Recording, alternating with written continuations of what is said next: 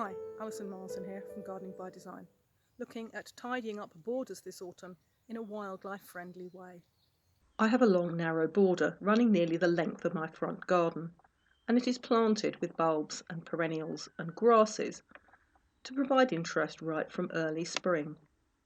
Even now, in November, there are some flowers and the grass is going strong.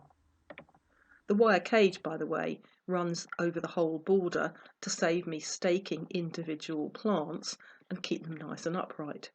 And it also provides a rather structural look in the winter because there are no shrubs or woody plants for that purpose. We are at a time of the year where traditionally gardeners have gone along and cut down all their perennials and grasses for the winter in order to make the garden look neat and tidy.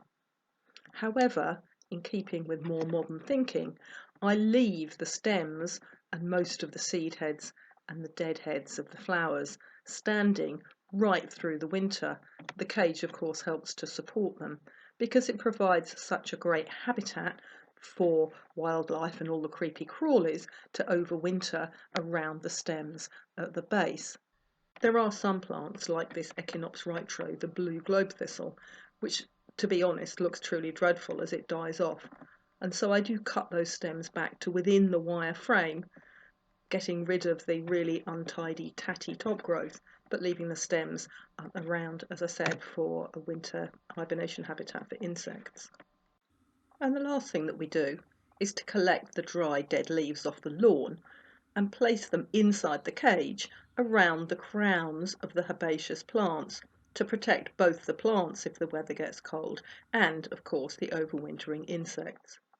And I also really like the look of those dry, crispy, colourful leaves, suppressing the weeds and covering the bare soil.